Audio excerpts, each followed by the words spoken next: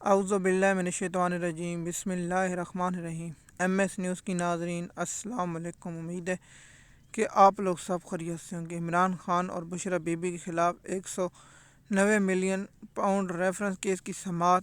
آج القادر trust case کی سماعت تھی، جسے 190 ملین کہا جاتا ہے۔ اس کی تفصیلات بتائیں گے۔ دوسرا کہ قاضی فیض عیسیٰ کی بہن جو سپریم کورٹ میں، اس کو تکلیف کیوں ہو رہی ہے، اس کی تفصیلات بتائیں گے۔ اور اسلام آباد ہائی کورٹ کے 2 ججوں کی ناانصافی کی وجہ سے عمران خان کو اس کیس میں سزا ہوگی، اور پی ٹی آئی کے وکیلوں کی ملی بھگت سے اس کیس میں عمران خان کو سزا ہوگی۔ اس کی تفصیلات بتائیں گے۔ آپ کی اس میں کیا رائے، آپ نیچے کامنٹ میں بتائیں۔ سب سے پہلے عمران خان کا جو کیس تھا القادر ٹرسٹ کیس میں، آج عمران خان کو جو سوال نامہ دیا گیا تھا، اس کیس کی سماعت ہوئی، اور عمران خان نے کہا کہ پہلے بریت کی درخواست سنی جائے، جس پر پروسیکیوٹر نے کہا کہ اسلام آباد ہائی کورٹ کا ہمارا حکم۔ یہ امجد پرویز نون لیگ کا وہ ہے وکیل جو عمران خان کے خلاف اس لیے یہ اب سرکاری ہے کیونکہ نون لیگ کا وکیل ہے، تو اس کو عشرت تو ملنی چاہیے۔ یہ نواز شریف کا وکیل ہے اور عمران خان کا مخالف ہے۔ اب دیکھیں کہ ان لوگوں کو نیب کی جانب سے جو پاکستان کا پیسہ ہے، جو پاکستانی قوم ٹیکس کا پیسہ دیتی ہے، وہ نہیں لوگ اپنے لوگوں کو کیسے بانٹتی ہے۔ اب نیب اور یہ کیس عمران خان کو اگر سزا ہو بھی جائے تو 1-2 ماہ بعد اسلام آباد ہائی کورٹ سے 2 یا 3 ماہ بعد ختم کر دے گی، لیکن پاکستانی قوم کا پیسہ ان وکیلوں کو کھلایا جا رہا ہے۔ اور اسلام آباد ہائی کورٹ کے جج جسٹس عامر فاروق صاحب اس کیس میں عمران خان ان کو سزا دلوانے میں ان بورڈ ہیں اور ان کیمرہ ہیں، مثال کے طور پر اس میں ملے ہوئے ہیں۔ کیسے القادر ٹرسٹ کیس کی بریت کی درخواست آئی تو پہلے اس نے اعتراض لگایا، اعتراض دور کیا، اگلے ہفتے کا نوٹس جاری کیا، اس کے اگلے ہفتے خان یہ ملتوی کر دی، پھر ملتوی کر دی، پھر ملتوی کر دی، اور اس کے بعد جب سماعت شروع ہوئی تو سیشن کورٹ کے بارے میں بھیج دیا۔ میں نے آپ کو پہلے بھی بتایا تھا جسٹس عامر فاروق یہی طریقہ استعمال کرے گا، وہی ہوا جس کا مجھے ڈر تھا، لیکن اس میں پی ٹی آئی کے وکیلوں نے بھی کچھ نہ کیا، اور اس میں شیطان عامر فاروق نے یہ بھی کہا کہ میں آرڈر جاری کر دوں گا، لیکن ابھی تک اس نے آرڈر جاری نہیں کیا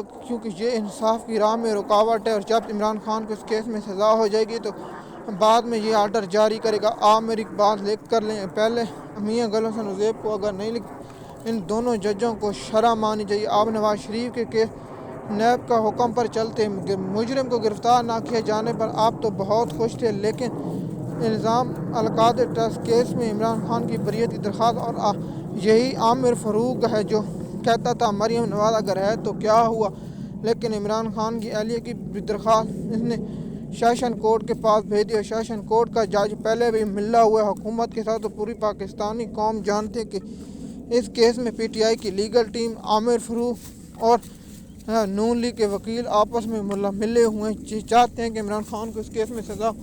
میں نے ہر بار نقطہ آپ لوگوں کو باریکی سے سمجھا دیا کہ اسلام آباد ہائی کورٹ جس طرح عمران خان کو پہلے کیس میں گرفتار کیا گیا تھا، اسی طرح کھیل کھیلا گیا، اور اس میں القادر ٹرسٹ میں اس لیے کھیل کھیلا گیا۔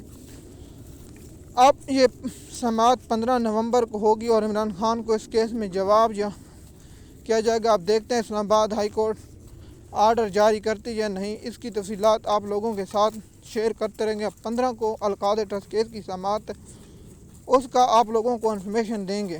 اب آتے ہیں مین مدعا، قاضی فیض عیسیٰ کی بہن کو کیوں تکلیف ہو رہی ہے، اس کی بتاتے ہیں۔ سپریم کورٹ میں قاضی فیض عیسیٰ کی بہن کو تکلیف جو ہو رہی ہے، اس کی تفصیلات آپ لوگوں کے ساتھ شیئر کرتے ہیں۔ ایم ایس نیوز کی ناظرین، آپ جانتے ہیں کہ 9 مئی کے پنجاب کے صدر امتیاز شیخ کی ضمانت کے لیے جو سربراہی بینچ تھا، وہ جسٹس جمال مندوخیل اور مسرت ہلالی اور شہزاد ملک کی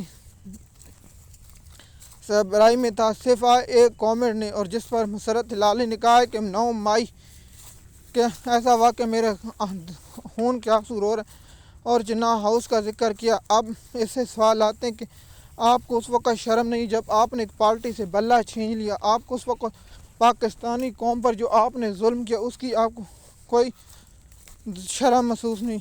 آپ نے جو 9 مئی کی آڑ میں لوگوں کی بہنوں کو اٹھایا گیا، لوگوں کو اغوا کیا گیا، لوگوں کے نبضوں پر کرنٹ لگایا گیا، لیکن آپ لوگ اس وقت خاموش تھی کیونکہ آپ تو قاضی فیض عیسیٰ کی دیدی ہیں۔ آپ قاضی کی دیدی کو آپ کیوں شرم محسوس رہے؟ جو 1 سال 2 سال سے خاتون قید ہیں ڈاکٹر یاسمین راشد، آپ کو اس پر درد محسوس نہیں ہوا؟ آپ کو اس ایک عمارت جو ابھی تک ویڈیو سامنے نہیں ہے کہ کون سے لوگ جلا رہے ہیں، اس کی اگر کوئی دوسرا یا یورپ یا دیگر ممالک ہوتے ابھی تک ہو جاتی، لیکن پاکستان کی عدلیہ ہمیشہ حکومت کے ساتھ ہوتی ہے، اور عدلیہ کی وجہ سے پاکستانی قوم پر جو ظلم و ستم ڈھائے گئے، اس کی سب سے بڑی سپریم کورٹ، ہائی کورٹیں اور سیشن کورٹیں، یہ پاکستانی قوم کے ٹیکس پیسوں پر پلنے والے بلے اور پاکستانی پر وہ کرتے ہیں۔ آپ سمجھ گئے ہوں گے میں کیا کہنا چاہتا ہوں۔ اور اس جائی صاحبہ کو 9 مئی کو ایسے آپ استعفیٰ دیں اور نون لیگ جوائن کر لیں تاکہ 9 مئی کھیلا جائے۔ 9 مئی کو پاکستانی قوم نے مسترد کر دیا۔ 9 مئی کا بیانیہ پاکستانی قوم نے 9 فروری کے پیر کے رون تلے رون دیا، اور 9 مئی ایک ڈرامہ تھا۔ اصل نشانہ پاکستان تحریک انصاف اور پاکستانی عوام تھی۔ 9 مئی کے دوران مثال کے طور پر 10 یا 50 لوگ ملزموں کے پورے پاکستان کے لوگوں کو نہ پارٹی آئی کو جلسہ کرنے دیا نہ کچھ کرنے دیا۔ آپ لوگ جہاں بھی آتے لوگوں کو اغوا کر لیا جاتا اور لوگوں کو اٹھا لیا جاتا اور لوگوں سے پیسے مانگے جاتے اور بھتے مانگے تھے۔ اس کی سب سے بڑی مشینری جو سپریم کورٹ تھی وہ سپریم کورٹ ہے۔ آج بھی سپریم کورٹ میں جو کیس 9 مئی، اگر آپ کو 9 مئی پر بہت افسوس ہو رہا ہے تو آپ سپریم کورٹ کا وہ کمیشن بنا دیں اور پتہ چلے کہ 9 مئی کو کس نے کیا، اور ایک سابق وزیر اعظم کے گربان پر ہاتھ ڈالا کہ وہ کیا نہیں تھا۔ لیکن یہ سب لوگ اس لیے چاہتے ہیں کیونکہ یہ نواز شریف کے ورکر ہیں۔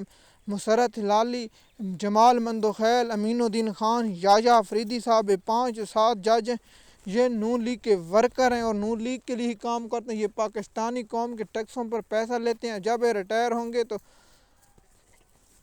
نون لیگ اور پیپل پارٹی کو ان کو پارٹی میں عہدے ملیں گے، عیش و عشرت کریں گے، لیکن پاکستانی قوم ان کو بے نقاب کر چکی ہے اور پاکستانی قوم ان سب کو جان چکی ہے۔